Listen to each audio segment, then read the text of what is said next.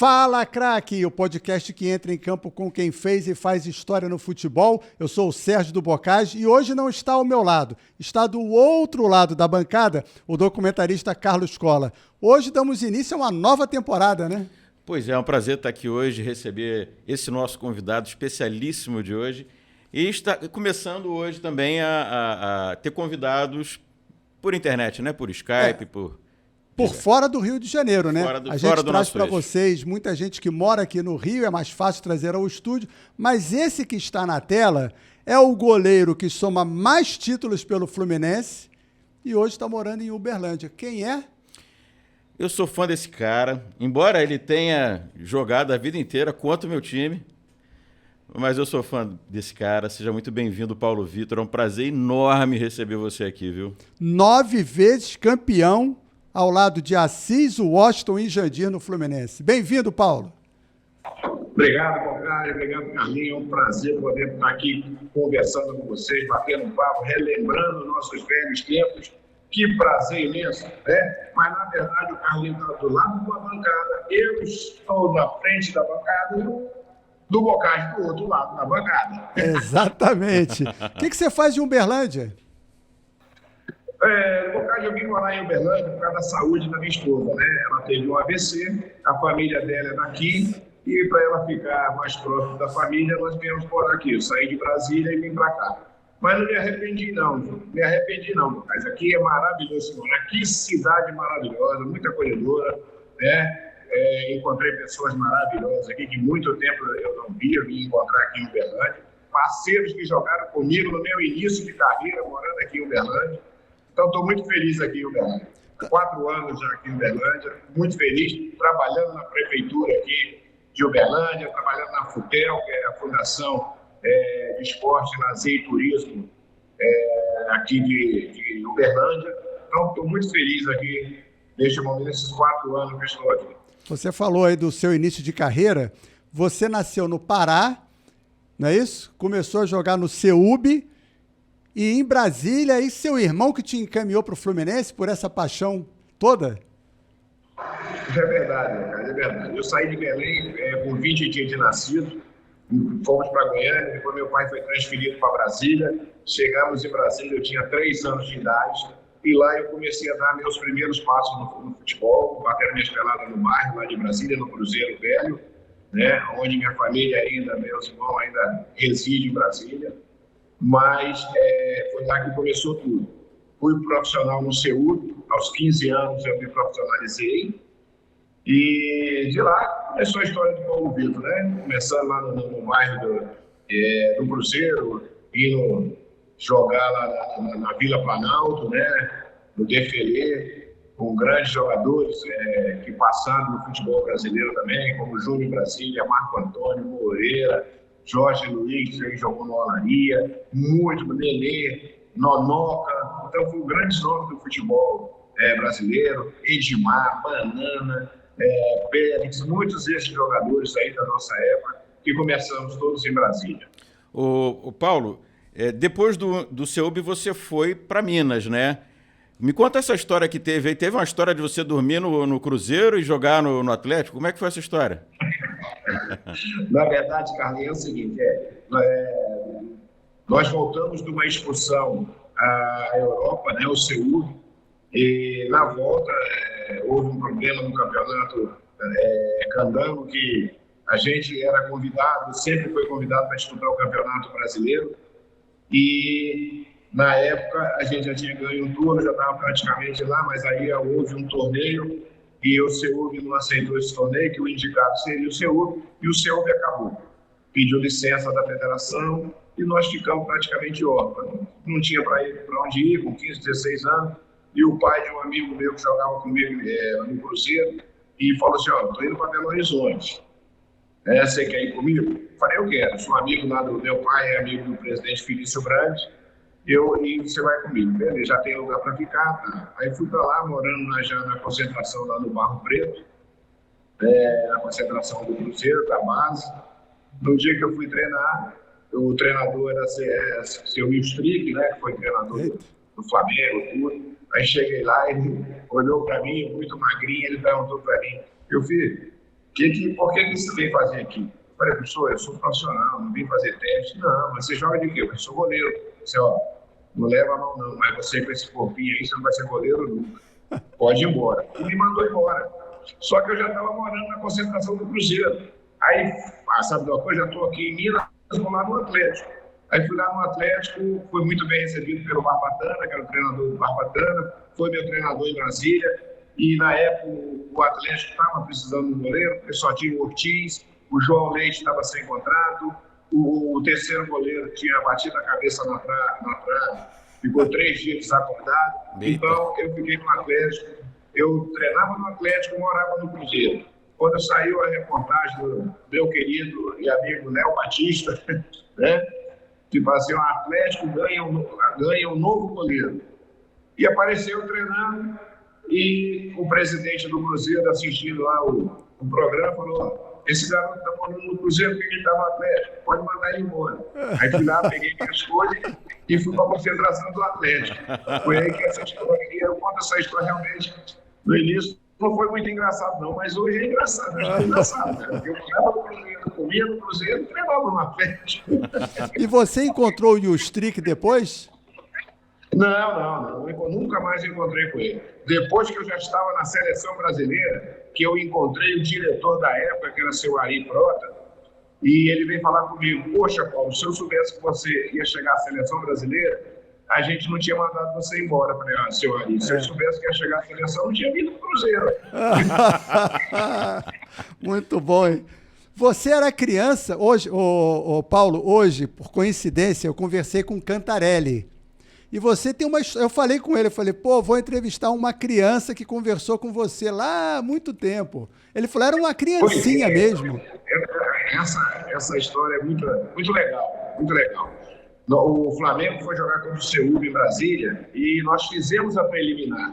Eu era menina, né? Tinha 12 para 13 anos. E fizemos a preliminar.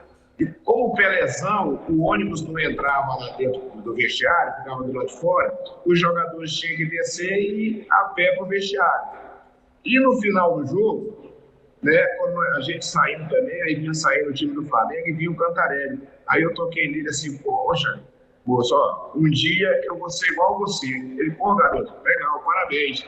Um dia a gente vai se encontrar. E no primeiro Fla-Flu, eu encontrei com o Cantarelli e perguntei para ele: Cantarelli, você lembra de mim? Ele disse: pô, não lembro não. Eu falei: pois é, eu sou aquele garoto lá de Brasília que conversei com você e você falou para mim que um dia seria com você. Aí me abraçou, cara, me abraçou, foi muito legal, né?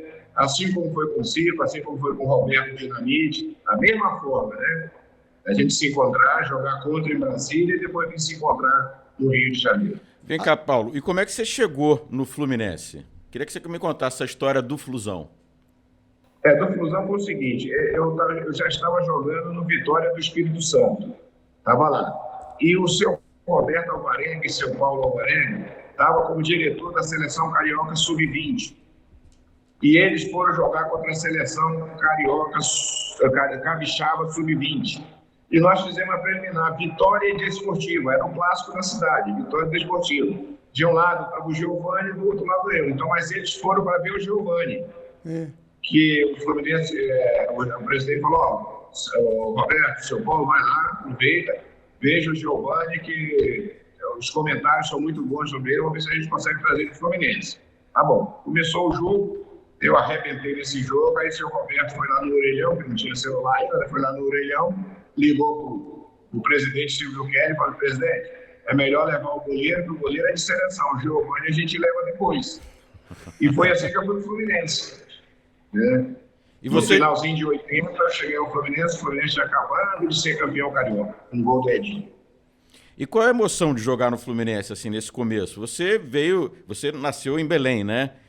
Você lá já se imaginava um dia sendo jogador de futebol? Olha, imaginava, porque eu sempre gostei de futebol, sempre gostei de bola. Eu via, por exemplo, eu tenho uma história maravilhosa com o Félix, né? E quando eu era criança, antes de começar, que a gente viu a Copa de 70, né? Eu ficava imaginando as defesas que ele fazia, né? E eu gritava: Félix, pá. E quando eu cheguei ao Fluminense, quem me recebeu foi o Félix. Olha só, cara, eu saí recebido, pelo tricampeão do mundo, goleiro do Fluminense, eu sendo recebido na Laranjeira pelo Félix. Então, para mim, aquilo ali foi muito gratificante mesmo, por ter uma celebridade como ele, lá no Fluminense, me receber. Então, eu fiquei muito feliz. E quando cheguei ao Fluminense, cara, eu falei, cara, começa a passar um filme na sua cabeça, né? Das dificuldades de Brasília, de andar a pé para ir treinar, chegar, de jogar também no time como Operário de Vargem Grande, você andar 10 quilômetros para treinar. Todo esse filme passa na sua cabeça. Aí você fala, pô, estou num time grande? Que maravilha, já cheguei. E foi assim que eu fui pro Fluminense. Antes de, para a gente não perder a meada, você teve a oportunidade de enfrentar o Giovani várias vezes, então, no Rio de Janeiro. Sim. Quem levou a melhor? Depois fomos nos cruzados no Rio de Janeiro, ele já veio no Vasco e eu fui no Fluminense. E quem levava a melhor? Tinha provocação à parte? O Vasco era freguês, pô. O Vasco na década de 80 realmente foi freguês do Fluminense. Culpa sua, não? Agora inverteu, né? Agora inverteu um pouquinho, né? Mas era culpa sua, não? Não, claro, né? A maior parte delas, culpa minha. A maior parte da defesa que o Fluminense tinha, né? Me diz uma coisa. Quem tem uma grande defesa é um grande goleiro. Um grande goleiro que se constitui de uma grande defesa. E eu tinha o Ricardo, o Duílio, tinha o Edinho, tinha o Tadeu no início, né? Então, cara, graças a Deus joguei com grandes zagueiros, grandes. E você escolheu ser goleiro por opção desde o início ou porque não era bom na linha? Não, eu não era bom na linha, não era bom em nada, eu não era bom zagueiro, não era bom atacante. E quando o goleiro do meu time não foi lá no meu bairro do Cruzeiro Velho, eu, como estava mais perto do gol ali, era zagueiro, falei, vou aqui pro gol. Aí fiquei lá, o goleiro não precisa correr nem nada. Tô aqui, tomei 7 gols e gostei, maravilha. Fiquei. Talvez se eu fosse zagueiro, eu não chegaria onde eu cheguei. Tem que ter o dom, né? É? Tem que ter o dom. Pois eu tenho que ter o primeiro dom, mas aí também comecei a treinar, na época eu já tinha um treinador de goleiro, então isso foi eu com 12 anos, 13 anos, já tinha um treinador de goleiro, então isso facilitou muito para mim. Na época que não existia treinador de goleiro, e eu já tinha um treinador de goleiro. Pois é, e nessa época, vocês não saíam muito do gol para jogar com os pés, né?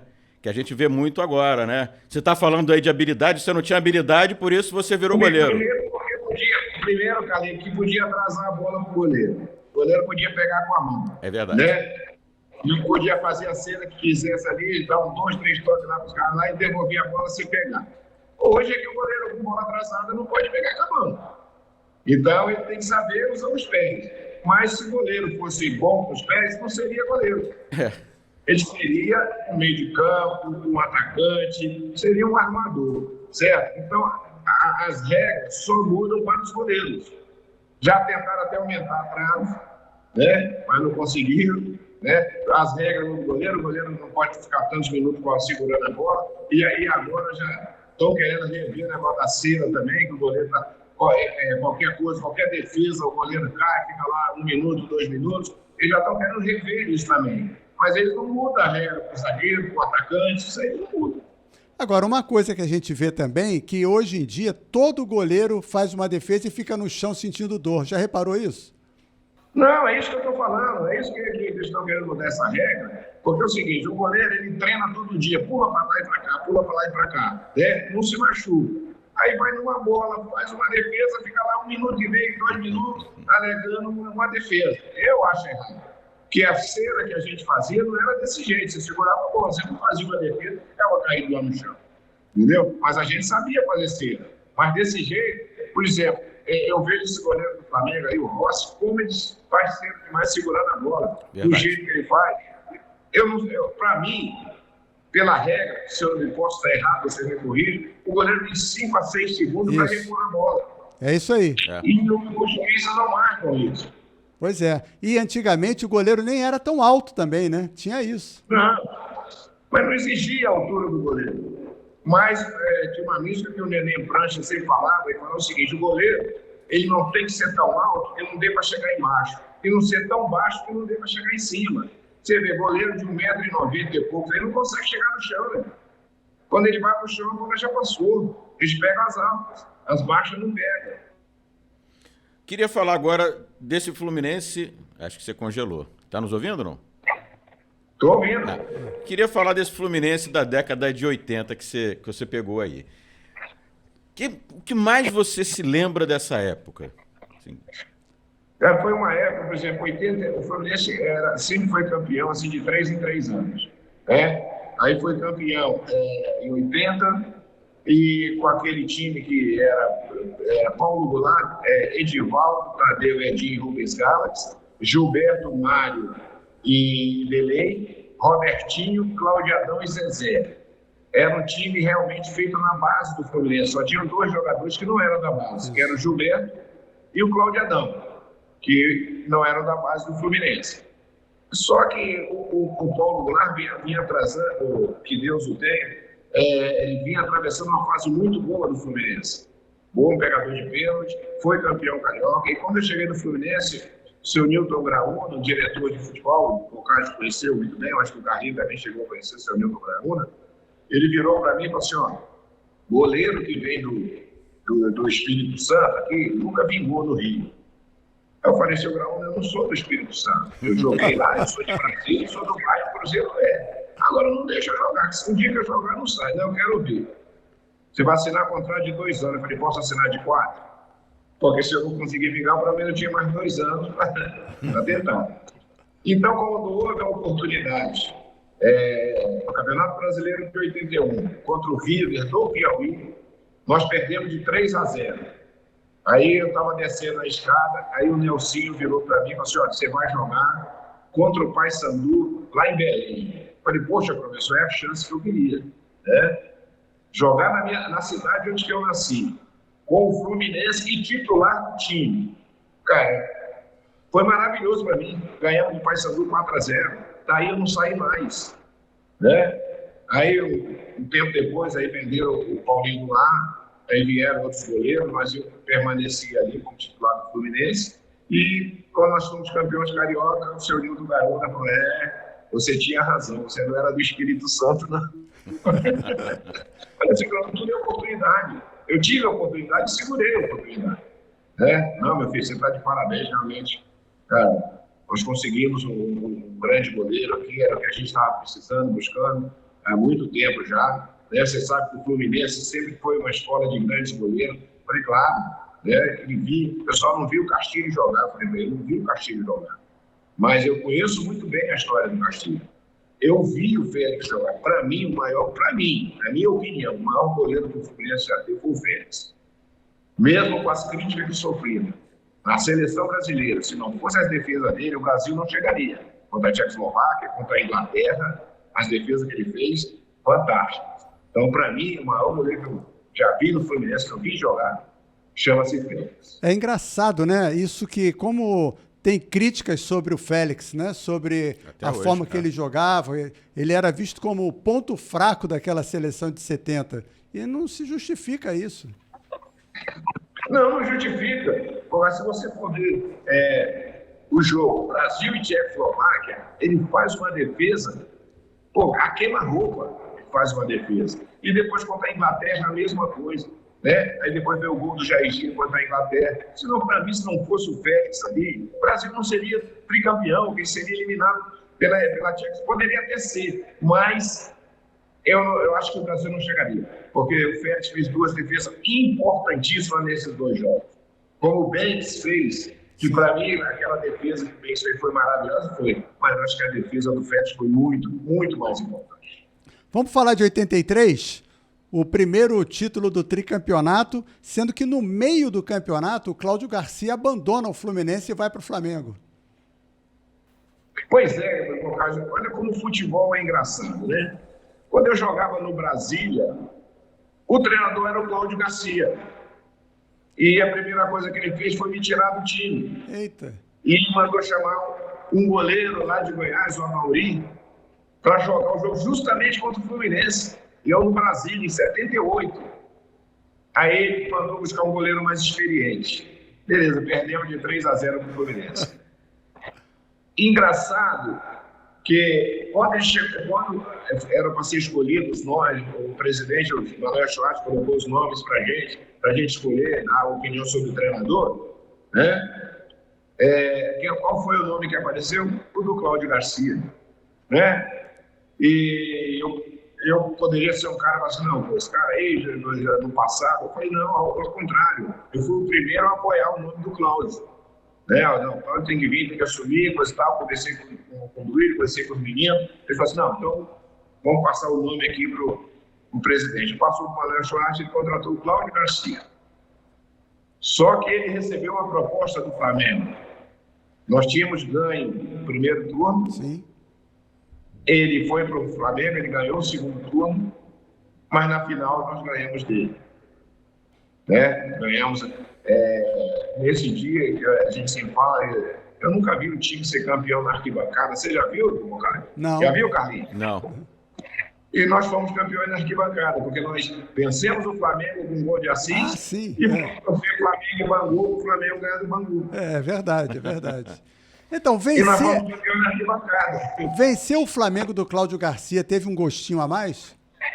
Claro que teve, né? O cara começou a trabalhar com a gente em 2000, montou o time de 83, fizemos aquela viagem Vai Brasil para montar o time, vindo jogadores de fora, montando ali, vindo Assis do Ótimo, vindo Jandiro, trouxemos o Branco para montar o time. Né? E ele esteve presente nessa reestruturação do Fluminense. Ele que montou o time. Como a gente já tinha ganho uma taça, ele poderia ter ficado, porque ele já estava na final. Daquele time de 80, só ficou você e o Delay, né? Só eu e o Delay. Remanescente, só eu e o Delay. Né? Todo mundo saiu, depois o Edivaldo foi pro Vasco, o Mário foi pro Vasco, o Arthurzinho foi pro Vasco, o Gilberto foi pro América. Então, mudou todo mundo. Né? Veio todo mundo. Então, aí, daquele time de 80 até 82, final de 82, só saiu o Paulo lá e entrou ele. O resto era o mesmo. Edivaldo, até o Edinho, o Rubens Grado, o Gilberto, o Mário e Delay, Robertinho, Claudio Adão e Zezé. Então esse era o time. Depois só ficou ele Delay, os remanescentes, de 83. E deu liga logo no primeiro ano. É difícil acontecer por isso é difícil. E dá liga. O time deu liga e fomos campeões carioca.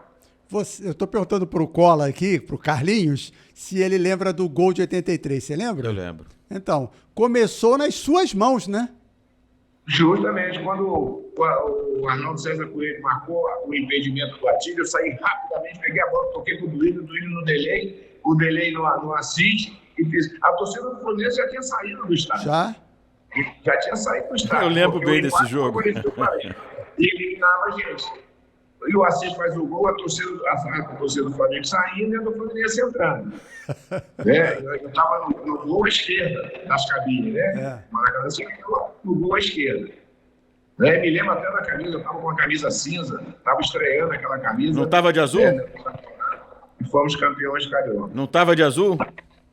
Não. De 83 eu estava de cinza. 84 no Campeonato Brasileiro estava de azul e no Campeonato Carioca de 85 eu estava com a camisa azul também. E aí como é ver o lance se desenvolver até o gol da redenção? Você vê aquele momento, aquele lance ali, eu já vi uma remanescente já praticamente 3 anos de Fluminense, né? Praticamente. O Fluminense ganhando título de 3 em 3 anos, ganhou em 80, será que em 83 a gente não vai ganhar? Caramba! Cara, passa um filme na sua cabeça também, né? Mas aquele gol do Assis reacendeu tudo. Tudo voltou assim, caramba, nós vamos ser campeões com esse gol do Assis. Cara, aquele time era maravilhoso, né? Que time maravilhoso. Era esse do Fluminense de 83. Que deu liga, que ganhou. Foi um time que ganhou tudo no Rio de Janeiro. De 83 a 85, ganhou tudo. É verdade. E naquele jogo específico, a torcida do Flamengo estava atrás de você, né? Estava xingando ou não? Estava perturbando? Isso, porque naquela época eles botavam aqueles fogos assim, aquela cascata de fogos assim ali no peitoral da Marquise do Maracanã. Cara, e a torcida gritando, né, me xingando, mas eu levava aquilo uma brincadeira. Então, quando o Assis fez o gol, cara, eu fui falar pra ele, falei assim, fala mais alto, cara, eu não tô escutando vocês gritar, grita aí. Agora, sempre com respeito. Sim, claro. Com respeito. Pensando nos tempos de hoje, Você acompanhou minha carreira aí, sabe o respeito que a gente tinha pelos torcedores. Não só de Flamengo, de Vasco, de Botafogo, mas o respeito era enorme, porque a gente era tratado de forma diferente. Hoje você sabe, para você, a imprensa hoje, ela é excluída, ela fica lá atrás e vocês têm que ficar numa zona mista esperando vir um jogador para dar entrevista. É verdade. Na nossa época, você entrava dentro do vestiário, você sentava com a gente, entrevistava a gente na hora, você entrava no campo. Não, hoje é zona mista. Você não pode entrevistar. Aí tem que ter lá o banner dos patrocinadores, esperar um jogador para você entrevistar. Eu acho isso aí... Esse afastamento, eu acho, dos jogadores hoje, ele é não só com a imprensa, mas eu acho que com a torcida também, né? Porque antigamente vocês treinavam no próprio clube. Hoje em dia você tem os CTs, né? O pessoal treina longe, isolado da torcida e dos jornalistas, né? Você acha que faz diferença? Carlinhos, hoje está tudo errado. Está tudo errado. O jogador ganha muito dinheiro hoje, não quer nem saber do torcedor. Entendeu? Se o torcedor vai para ele, é bom. Se o torcedor não vai, ele também não está nem aí, porque ele vai receber do mesmo jeito. Entendeu? Então, eles não ligam para o torcedor. Pô, para você tirar uma foto com esse cara, é brincadeira, você tem que passar um batalhão de segurança. Pô, na nossa época não tinha isso. Pô, a gente chegava nas Laranjeiras, o treino do Fluminense lotado, mas o pessoal descia da arquibancada ali, que estava já esperando, ia para o campo, tirava foto com a gente, colocar sangue, pegou o banho. Os jornalistas entravam. Jornalista, Carlinhos, ia na nossa casa, cara. Verdade. Ia na nossa casa. Né? Eu não sei se o Tocás chegou aí, mas ia lá o Paulo César, da TV Manchete. Pô, era tinha aquele Milton, né? Da Globo. Isso. Milton Costa Carvalho. Uma festa, não tinha essa que os caras ficavam com medo, os caras vão entregar a gente. Não tinha nada disso. Era uma amizade que a gente tinha. E com respeito. Verdade. E o próprio jornalista sabia até onde ele podia ir, né? Exatamente. Não, justamente, mas também, e hoje não tem essa tecnologia que tem hoje. Hoje você tem celular que te filma e te manda e te entrega. Você não pode fazer nada. Né? Hoje você é um BBB. Se alguém filmou, um abraço, você vai pro paredão. Eu tô lembrando aqui que naquela final de 83, o gol do Assis eu assisti ao lado do Nelson Rodrigues Filho. Olha. Tricolor, ele estava indo embora, quando de repente saiu o gol, ele ficou doido, começou a gritar, falou, aí mudou tudo naquele dia, né? Agora, que coisa de louco. Falando em tecnologia, se naquela época de 83 houvesse o VAR, o gol do Assis não teria acontecido, porque o Bandeirinha teria deixado o lance do Adílio seguir até o fim, né? E ele não estava impedido. Eu ia fazer a falta dele. Sim, então, mas aí a bola seria do Flamengo. Não, mas aí o Arnaldo não ia dar falta, aí eu já ia entregar pro Oduílio. Aí ia chamar o VAR, né? Chama o VAR. 84, outro triangular. Agora não é mais o Bangu, é Fluminense, Flamengo e Vasco. E de novo o gol do Assis. De novo. Coisa boa, né? O Washington Assis era um carrasco do Flamengo. Era. Era brincadeira. Era. E o Assis, você estava no Fluminense, o Assis veio meio um contrapeso, né? Que o Fluminense queria o Washington. O contratado era o Washington, né? Mas aí mas a dupla tinha que vir, cara. Não tinha jeito. O Assis não podia ficar longe dessa, não. O Assis. Eu já estava, isso aí já estava escrito nas estrelas. É verdade. Não tinha jeito. O que você lembra de 84? Primeiro teve o jogo com o Vasco. Pô, que história é essa que o Vasco era freguês? É porque o Vasco não ganhava da gente. O Vasco não ganhava na década de 80. Começou com aquele gol do Edinho já de falta na decisão. Isso. De lá para cá nós vimos ganhando do Vasco, decisões. Né? Aí, você vê que até 84 a decisão foi contra quem? Vasco. O Vasco. O brasileiro.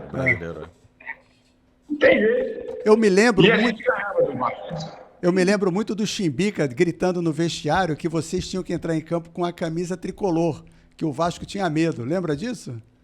Pois é, tinha. O Chimbica sempre gostou da camisa tricolor. Eu também sempre achei bonito. Eu acho que é o uniforme, você viu, eu tô vendo a camisa do Fluminense tricolor aí. Cara, a camisa mais bonita que tem é a tricolor. É a tricolor, não tem jeito. Então eu entrava, cara. e a gente entrava com a bandeira, né? Balançava a bandeira ali, aquilo motivava, a gente motivava os torcedores, até o nosso parceiro lá do Pó de Arroz, esqueci o nome dele. Era o... que jogava pó em todo mundo, né? Daqui a pouco eu vou lembrar o nome dele. Eu tomei banho de pó de arroz dele também. Pois é, então ele já jogava pó de arroz. A gente aquecendo, ele jogando pó de arroz, aquilo ali, cara, a gente entrava motivado no Maracanã. Ainda mais jogar contra o Flamengo, uma decisão. Em 84... Não tem decisão melhor do que você jogar o Flamengo. É o maior clássico que você jogou? Foi, né? É o maior clássico que eu já joguei. Você perdeu mais pro Flamengo ou ganhou mais? Perdeu ou ganhou mais do Flamengo? Não, ganhei mais do que perdi. Me lembro de algumas derrotas, mas eu ganhei muito mais. Principalmente em decisão, né? Das 2 decisões que nós disputamos, nós ganhamos 2. Porque a terceira o Flamengo não quis ir e deixou o Bangu. Verdade. A gente vai falar de não uma derrota, mas de um empate daqui a pouquinho, porque a gente ainda está em 84, e aí eu soube de uma história que vocês do Fluminense e do Vasco combinavam o almoço do dia seguinte dentro de campo. Como é que era isso? A amizade que a gente tinha, era assim. A gente perguntava, é o seguinte, onde é que vai ser a festa hoje? Aí o Roberto falava, o Mazzaropi vai fazer a sardinha na brasa, lá na ilha, vamos. Beleza, acabava o jogo, meu amigo, acabou o jogo. A gente ia lá para a ilha, ficava lá sentado, tomando nossa cervejinha, comendo lá a sardinha, né, que o Mazzaropi fazia. Cara, sem problema nenhum. Hoje que o jogador não pode ser amigo do jogador, eu não sei por que você não pode ir na casa de um adversário seu, não. Eu não entendo. A gente ia, era na casa do Zico, era na minha casa. O pau comia mesmo lá dentro e acabou o jogo, acabou. A rivalidade fica dentro de campo. O torcedor era o Careca. Isso mesmo, Careca. Que jogava pó de arroz em todo mundo, era um sufoco aquilo. Vem cá, e esse campeonato brasileiro de 84? O que você lembra disso? O campeonato brasileiro, o que você lembra? Lembro de tudo. Eu me lembro... Porque foi o primeiro, né, na verdade, até aquela época, foi o primeiro do Campeonato Brasileiro do Fluminense, né? Depois é que foi... Antes de ser homologado de 70, era o primeiro título brasileiro do Fluminense. Né? Depois é que foi homologado, aí passou a ser o segundo. Mas a gente lembra de todos os jogos, lembra das decisões, que era dividido em módulos, né, cara, em grupo. Isso. E a gente ia passando de fase e pegando os grupos. Cara, tanto que você vê, a defesa do Fluminense era tão boa que nós tomamos 13 gols no Campeonato Brasileiro de 84. A sua média foi de meio gol por partida. O Fluminense não tomou gol. O Fluminense não tomou gol nos 5 últimos jogos do campeonato. Sim, aí eu falo pra você, Lucas, quem tinha uma defesa com o Ricardo, com o Branco, com o Aldo e com o Duílio era brincadeira, né, cara? Porque o goleiro é o seguinte, o goleiro só precisa pegar a bola principal que vai ao gol. Porque quando você tem uma boa defesa, praticamente a bola chega espirrada, chega ali. Mas quando ela vai no gol, você tem que pegar. O grande goleiro se constitui quando se tem uma grande defesa. Você tem uma grande defesa e você está ali presente na bola e você precisa pegar e você pega, aí está o grande goleiro. Ruim quando você tem uma boa defesa e uma bola, você toma um gol. Não adiantou nada. É verdade. Você diria que a decisão daquele título foi na semifinal com o Corinthians? Foi contra o Corinthians, lá no Morumbi, se eu não me engano, foi no Morumbi ou no Pacaembu. Não sei, acho que foi no Pacaembu.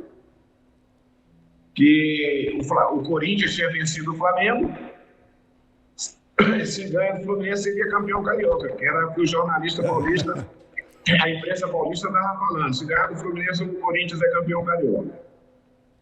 Ali o Fluminense deu uma aula de técnica e de tática. O Parreira montou um time mostrando para a gente, na teoria, o que iria acontecer. Né? E realmente aconteceu tudo que o Parreira falou naquele dia, aconteceu. O gol do Assis no primeiro pau, o Washington saindo pelo lado direito e o Tato entrando no facão. Né? Que o segundo gol, o Washington veio pela direita, chutou, o Tato largou e o Tato fez o gol de perna direita. Fizemos 2-0. Ali foi a melhor partida do Fluminense. Nós ganhamos o campeonato ali. Porque o Fluminense ali foi perfeito. Até porque o Vasco era freguês, né? Hã? Até porque o Vasco era freguês. A gente já tinha certeza que a gente ia ganhar do Vasco.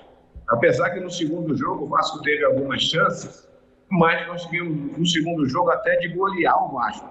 Teve bola que o Ayrton tirou lá dentro do gol, bola na trave, então nós tivemos chance. E você falando daquele negócio de a gente combinar as coisas, por exemplo, o Raul Quadros, né, tinha ligado pra gente e falou assim: Paulo, você aceita fazer um programa, você e o Roberto Costa? Eu falei: claro, vamos lá. E fomos pro restaurante lá ali no Yacht Club ali na praia de Botafogo. E na conversa, eu e o Roberto, coisa e tal, aí no final da entrevista o Raul pegou um frango assim, botou na mesa: quem vai ficar com o frango? Aí, do Roberto Costa, meu não. Ele pegou o frango e nós ganhamos do Vasco 1-0, gol do Romerito. No outro jogo, o Raul também ligou pro Roberto e falou: vamos fazer o programa? Eu disse: não quero mais não, nunca mais. Então, naquele jogo... Foi aquele 0-0 lá no finalzinho, o Arthurzinho teve até uma chance. Sim. Eu fiz a defesa aos 45 do segundo tempo, eu fiz a defesa, para mim foi a defesa do título, como se eu tivesse feito o gol, que aquela defesa, se nós tivéssemos tomado o gol, ia ter outro jogo. Então, graças a Deus, nós conseguimos fazer a defesa. Eu vi esse lance, você tem uma memória fotográfica, com certeza. O lance que o Arthurzinho perde o gol, que na verdade você faz a defesa, é muito parecido com o gol do Assis em cima do Raul, de 83. Justamente, pelo mesmo lado de campo, ele entra pelo lado direito, eu fiquei parado, esperando a decisão dele. A do Raul, o Raul demorou a chegar no chão, ou botar o pé. Quando ele já tocou a bola, já estava chegando com o pé, que foi muito rápido. Eu defendi com os pés.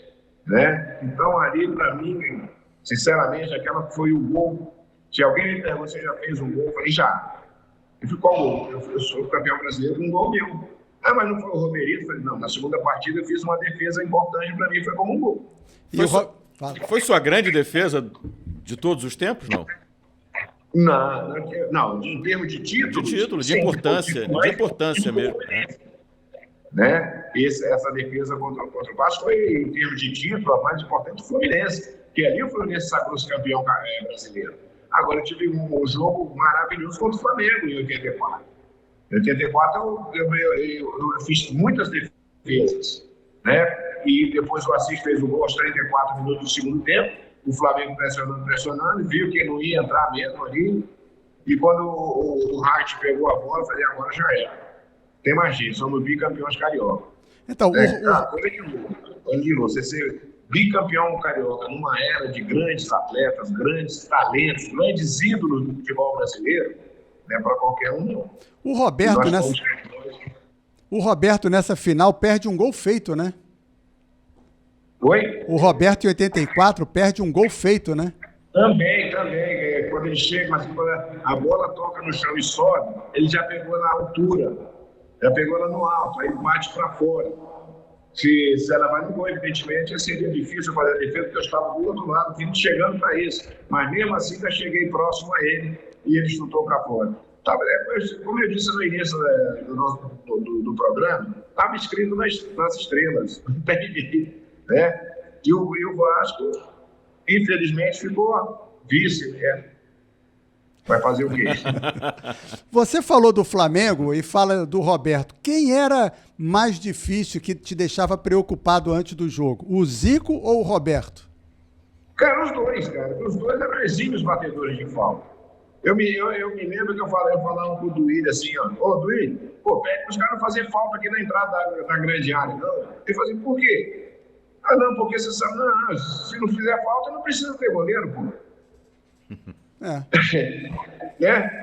Então mas cara, ali botando ali na marca ali, da grande área, na entrada da grande área ali, é como se fosse um pênalti para eles, cara. Também os caras treinavam muito. Os caras treinavam demais, era uma bola só que os caras tinham que fazer e eles aproveitavam essa única bola. Né? Então, os dois eram terríveis. Quem sofria muito com isso. Ainda em 84, você foi campeão estadual com Carlos Alberto Torres e campeão brasileiro com Carlos Alberto Parreira. Eram muito diferentes. Um era boleiro e o outro não era. 83, quem era o treinador? 83? Nelsinho Rosa. Pois é. Né? Aí o Carlos Alberto Torres e Carlos Alberto Parreira.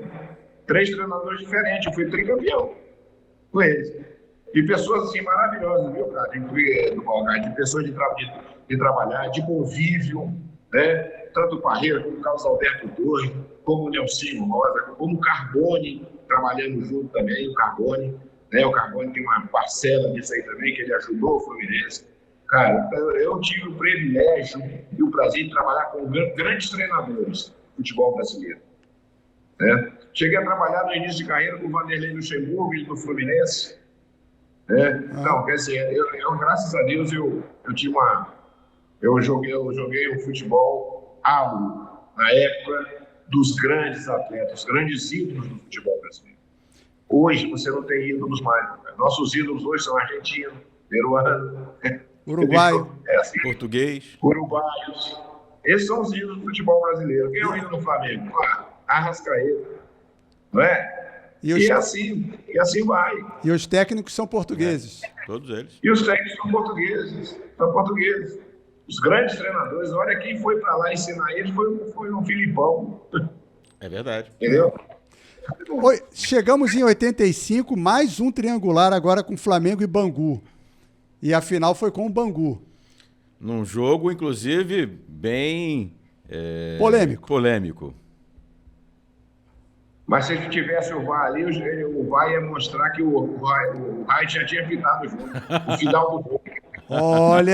Olha que teve gente aqui que não ouviu o apito, hein? Que já confessou aqui. Foi fora da área. No máximo que ele podia dar, aí não. Era fora da área. Não, fora da área não foi, não. Não foi pênalti, não? Não, pênalti não foi, não.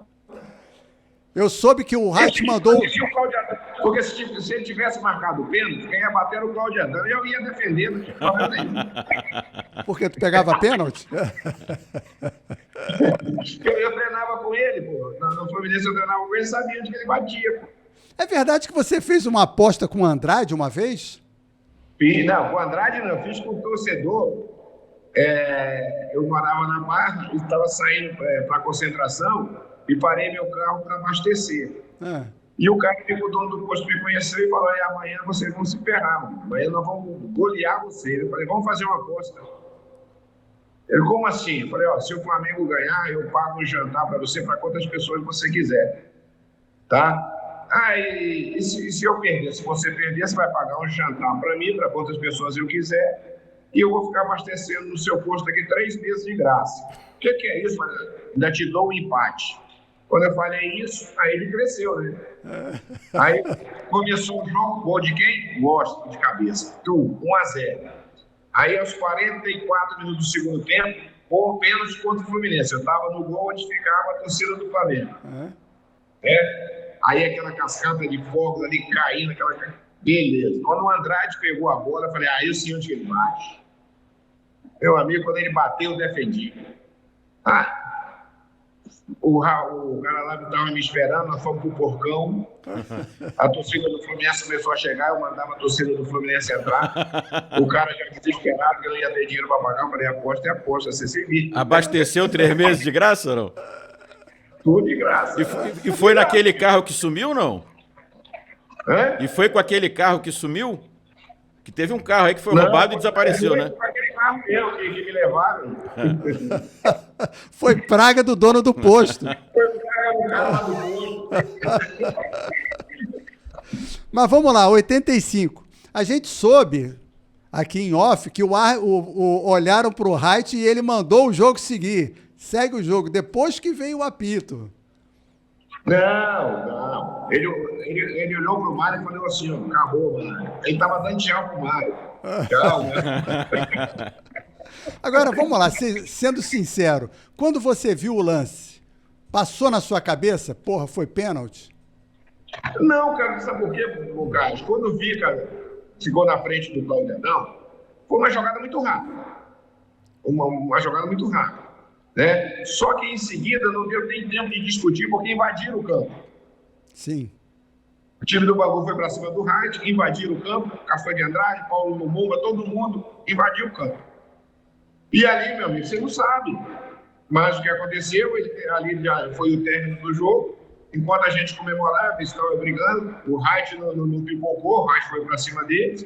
Né? Então é o seguinte, aconteceu, se foi pênalti ou não foi, cara, ninguém pode afirmar que foi pênalti. Porque se fosse pênalti mesmo, claro, ele tinha dado. Claro. Eu acho que ele daria pênalti. Ele também ficou na dúvida. Né? E na dúvida, meu amigo, é da casa. Você acha que o VAR estragou um pouquinho esse tipo de discussão? Porque hoje em dia a gente discute, e discute com certo humor, até contra o nosso próprio time, às vezes, lances polêmicos, né? Acabou. Tirou a graça do futebol.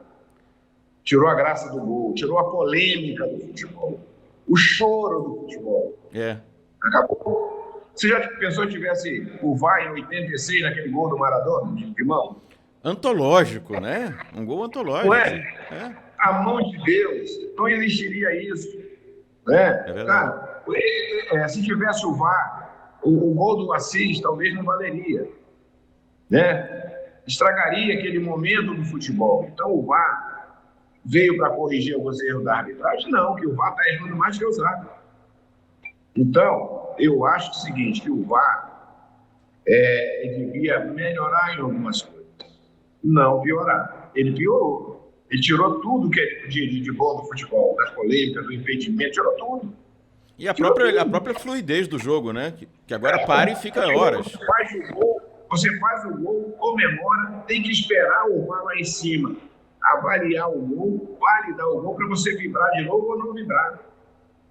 Eu concordo plenamente. Para mim, o VAR tinha que acabar o VAR. Para mim, não existiria o VAR.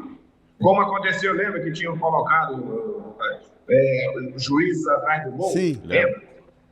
Verdade. Aquela bola que é contra o Flamengo, que a bola entrou. Flamengo e Vasco entrou 33 centímetros. O cara aqui do lado, assim, falou que a bola não entrou. Mas não entrou aquela bola. 33 centímetros. Pô, que loucura. Pois é, justamente. Como é que ele tá ali do lado, ali, assim, olhando ali, não viu que a bola entrou? Olha aqui, você falou do Castor de Andrade. Essas são as polêmicas mais agradáveis, é o choro. É o choro, pô, os caras te sacaneando, papapá. Pô, vai lá, entra com recurso, papapá. Pô, era isso que era o bom do futebol. É verdade. Isso que era o gostoso do futebol, hoje não tem mais. Você falou do Castor de Andrade e você estava no Fluminense em 87, não estava? Estava. E aí o Carbone disse que ia comer castor assado. Tu lembra dessa história? Lembro. E aí, como é que foi? Eu lembro até quando ele foi me comprar, pô. O Castor? É. E aí, como é que foi essa história? A história é o seguinte, eu estava treinando lá no Fluminense, ele foi lá para me contratar, e levou aquelas malinhas 007, né, que era na época, e conversando com o vice-presidente do Fluminense, aí o vice-presidente do Fluminense falou que eu era inegociável. Aí ele falou assim, não tem ninguém negociável. Aí ele abriu a mala, aquele monte de dinheiro, o olho do vice-presidente até cresceu. Só que não me vendeu, ele bateu o pé e não me vendeu. Aí ele foi buscar quem? Buscou o Gilmar. Isso. Ele contratou o Gilmar. Foi a mesma coisa com o Emil Pinheiro. Quando o Emil Pinheiro foi me contratar, eles não deixaram eu sair, o Botafogo levou o Ricardo Cruz. Você gostaria de ter ido? Então, cara, a gente ali, a gente era muito... a gente tinha muito amor à camisa naquela época. A gente ficava muito tempo no clube. Dificilmente aparecesse proposta para você sair. Era difícil. Porque você ficava ali, o time ganhando, ainda mais quando o time ganhando. E para mim, pô, sabe, foi um lisonjeio muito grande, o Castor ter ido lá, o Emil ter ido lá, né? Tá, cara, então para mim, assim, mostrou o quanto a gente era importante para o Fluminense. Eu também tenho que aqui agradecer ao vice-presidente do Fluminense na época, que eu não me lembro o nome dele aqui, não estou lembrando. Não era o Castro Gil, era outro. Por ele ter insistido comigo. Talvez se ele não tivesse insistido, eu tinha ido para o Bangu e não seria tricampeão. Porque isso ainda foi no meio do tricampeonato. Foi no tricampeonato, porque aí levou o Gilmar pro gol. Ah, sim, tá bom. Foi bom. Muito E bem. eu não fui. Você foi para uma Copa. Disputei a Copa de 86. Até agora eu sou o último goleiro do Fluminense que disputou uma Copa. E como é isso? Como é essa emoção? É sensacional, é sensacional, cara. Aí que eu falo pra você, passa aquele filme na sua cabeça, né? Pô, de quando você tá de dificuldade, de início de carreira, daquilo que você foi mandado embora do Cruzeiro, pô, você andar a pé, vai treinar, caramba, tudo esse filme passa na cabeça. Aí você fala assim, caramba, eu já cheguei numa Copa do Mundo, quer dizer, eu já cheguei na seleção brasileira. Pô, então, mas não é o último degrau ainda. O último degrau é disputar uma Copa do Mundo. Se você disputar uma Copa do Mundo, você já está feito, você já está consagrando. Porque só vai 23 em milhões de jogadores de futebol no Brasil, só vão 23. E você está ali no meio dos 23, cara, é uma coisa gratificante, uma coisa emocionante. Eu me lembro que quando eu fui convocado, estava eu e Aldo lá na churrascaria Porcão. Cara, a gente chorou, a gente se abraçou, cara. Eu fico até emocionado ainda, porque para mim aquilo lá, cara, foi uma grande vitória. Foi uma grande vitória. Você ser convocado. Quem me convocou a primeira vez para a principal foi o Edu, o irmão do Zico. E lá eu já tinha sido convocado para as seleções olímpicas, mas para a principal foi com o Edu, depois eu fui com o Evaristo, depois fui com o Tele Santana. Então, para mim foi muito gratificante, e mais gratificante ainda ao Fluminense, porque o Fluminense, com a tradição de goleiro, como Castilhos, em Copa do Mundo, como Félix, em Copa do Mundo, e como eu, na Copa do Mundo de 86. Então, eu sou o último goleiro a disputar uma Copa do Mundo pelo Fluminense. Vai aparecer outro? Vai. Mas, até agora, não apareceu. Você disse que disputar a Copa do Mundo talvez tenha sido um dos grandes momentos da sua vida, um dos mais emocionantes, né? Mas eu imagino que perder a Copa também deve ser uma frustração imensa, né? E do jeito que foi, né? Que já aconteceu na minha carreira. Você está presente, você ali, aonde a concentração do Brasil só vivia cheia, né, dos torcedores, e de repente, no jogo em que a gente estava vencendo o jogo contra a França, o Zico estava no banco, o Tele botou o Zico no jogo, e o Zico, o branco, sofreu o pênalti com o passe do Zico, e o destino coube a ele, né, a bater aquele pênalti, que ele não queria bater o pênalti, ele estava até frio, mas ele foi lá e bateu, perdeu, mas na disputa de pênalti ele fez. Ele foi lá, bateu e fez. Quem perdeu o Sócrates e o Júlio César. E ali foi uma frustração muito grande. Maior frustração ainda, Carlinhos Bocage, foi chegar na concentração. Porque quando nós chegamos na concentração não tinha uma viva alma. Não tinha ninguém. Só a gente. Aquele chororô danado lá e só tinha a gente. Não tinha mais ninguém. Como é que foi o pós? Como é que foi esse pós-jogo? Vestiário? Foi horrível. Ninguém abria a boca para nada. Só choro. Todo mundo chorando. Perca ali, se a gente tivesse passado pela França, no caso de Carlinhos, eu tinha certeza que aquela geração seria campeã do mundo. Seria. E merecia. Porque já vinha de 82, merecia. Mas, infelizmente, como eu disse, já estava escrito nas estrelas que essa geração de craques não seria campeã do mundo. É verdade. E você ainda jogou no Pará, né? Teve essa oportunidade. Depois final de carreira, né? Fui jogar lá na minha terra, joguei no Remo, joguei no Paysandu. Qual o seu time? E qual é o seu time, Remo ou Paysandu? Os dois. Não. Eu joguei nos dois, pô. Dizem que é um dos clássicos mais... 92, quando eu fui contratado pelo Remo, o Remo estava na segunda divisão. Com a minha chegada, começamos a jogar, subimos para a Série A. Em 93, eu fui para o Paysandu na segunda divisão. Fui, subimos para a Série A. Ganhamos do Flamengo lá no Baianão de 3-2. Do Flamengo, o Paysandu ganhou lá, perdemos no Rio de 1-0. Mas eu vou contar um negócio para você. Então, eu tive a felicidade de trabalhar nos 2 clubes e poder ajudar esses clubes a subir para a Série A. Essa rivalidade Paysandu e Remo é enorme, né? É um Fla-Flu? É só atravessar a rua, né, cara? Você não vai, você só atravessa a rua. Qual que é a mais difícil, Fla-Flu ou Paysandu e Remo? Ó, o Fla-Flu é muito mais emocionante. Mas um repá, a rivalidade é pior. Não tem esse amigo do fulano do ciclano, não. A rivalidade é pior. Os torcedores é muito pior do que um Fla-Flu, em termos de rivalidade. Sim. Né? Porque gera muita violência esse clássico. Entre os torcedores, entre torcedor e jogador, você não pode perder o clássico. As pessoas ligam para você e falam que sequestrou sua mulher, que sequestrou seu filho. É assim que acontece lá. O Ailton veio aqui, o Ailton, meio-campo do Fluminense, veio aqui e fez o gol do título lá, né? Você estava nessa época, não, né? Lá em Belém? Lá em Belém. Ele fez o gol do título do Remo. E aí, voltando para casa, teve o carro apedrejado. Não, já não estava mais. Eu não fui campeão nem pelo Remo, nem pelo Paysandu. Não fui campeão.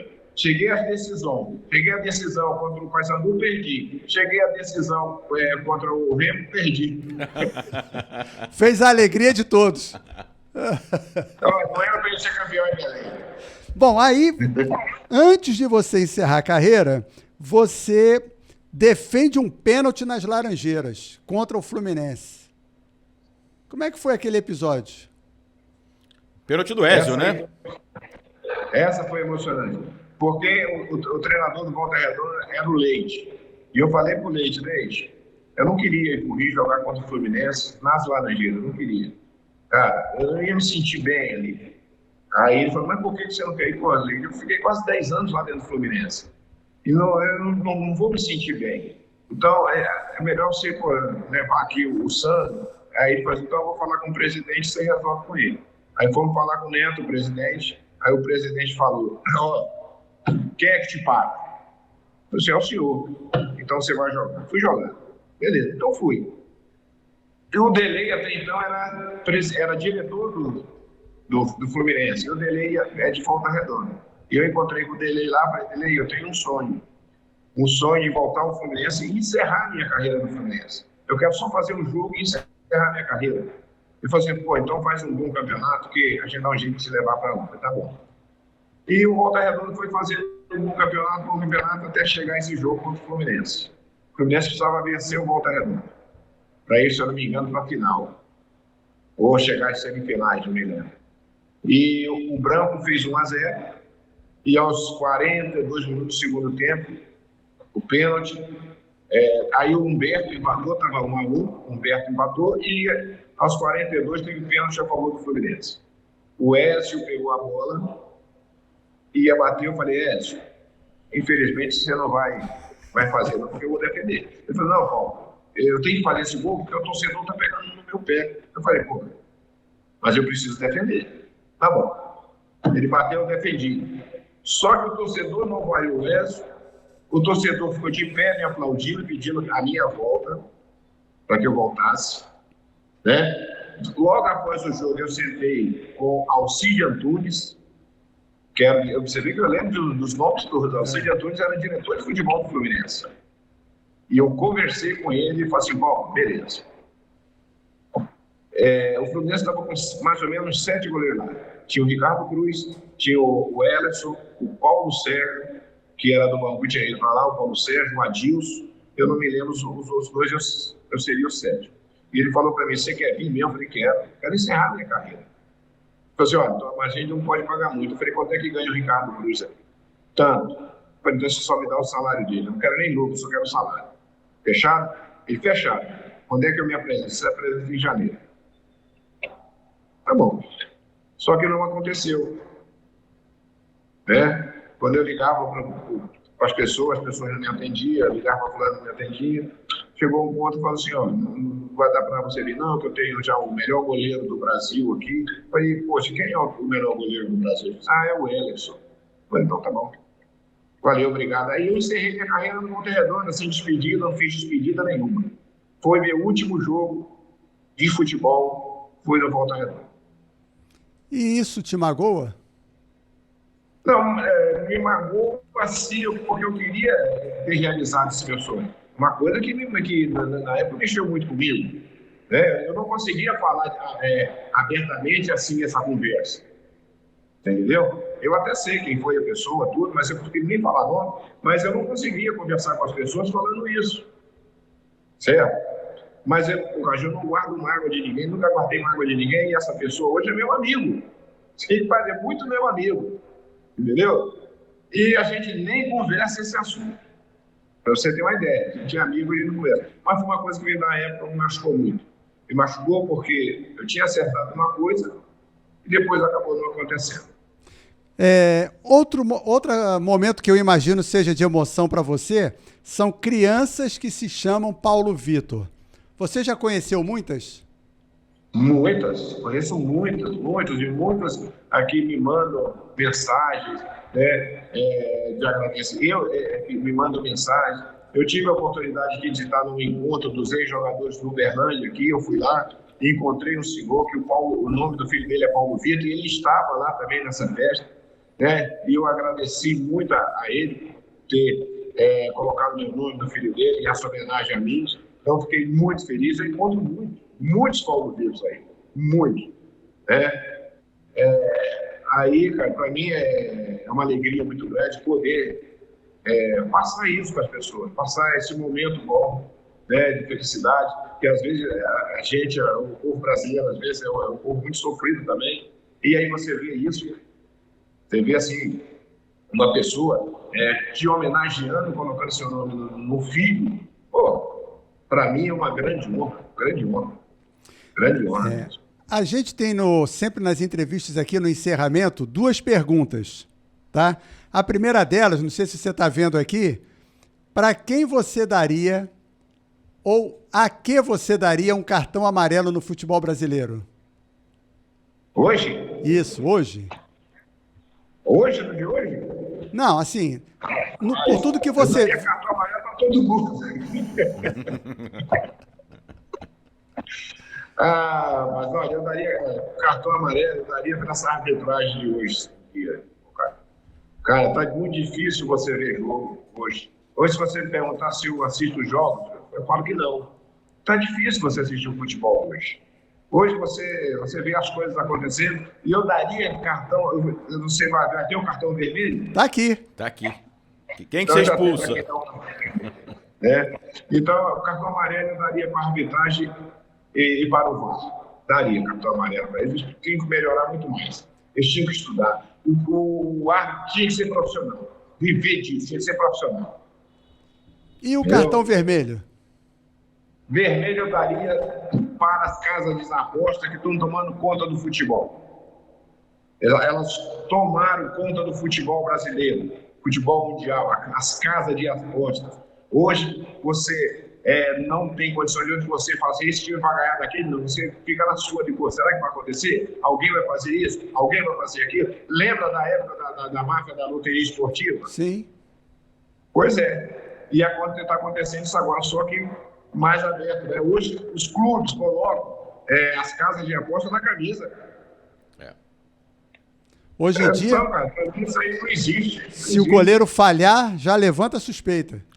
Levanta a suspeita.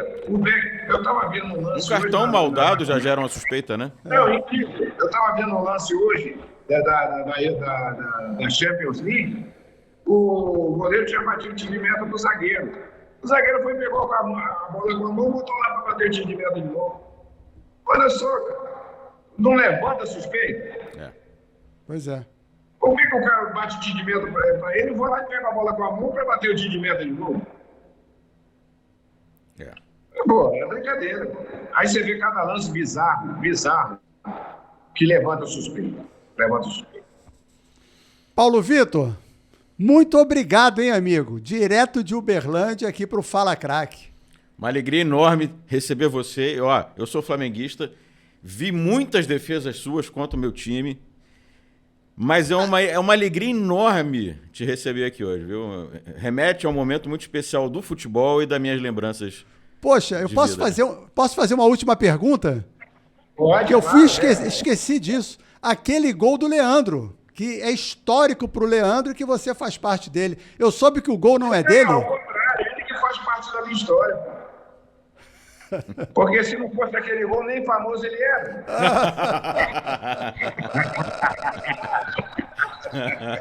Aquele gol é seu, é verdade? É? Que aquele gol quem fez foi você? Quem fez fui eu, não foi ele não. Ele chutou, a bola bateu na trave. Só que bateu nas minhas costas. Foi eu que fiz o gol, mãe. Então, ele ficou famoso por causa desse gol. Ele não jogou nada, né? Nunca jogou bola, cara. Nunca foi lateral, nunca foi zagueiro. Foi só o melhor que eu já vi, mas... É verdade. Paulinho, obrigado mesmo, de coração. Viu? Valeu aí por nos atender. Obrigado, Carlinhos. Satisfação enorme. Cara, fica aqui meus sinceros agradecimentos a você. Você é uma pessoa que eu gosto, de graça, sabe disso. Tamo junto. Começamos no Fluminense junto. Aí me lembro de quando você começou aí na televisão, né? Você, a Luísa. Verdade, claro, Maria Luísa. Pois é. Então eu sou muito grato a vocês pelo carinho. Tá? Que a hora que vocês precisarem, amigo, é só chamar. Obrigado. Valeu, querido. Dia que tiver de bobeira aqui no Rio, passa aqui, a gente bate um papo pessoalmente. Será um prazer, será um prazer. Valeu, querido. Grande abraço, viu?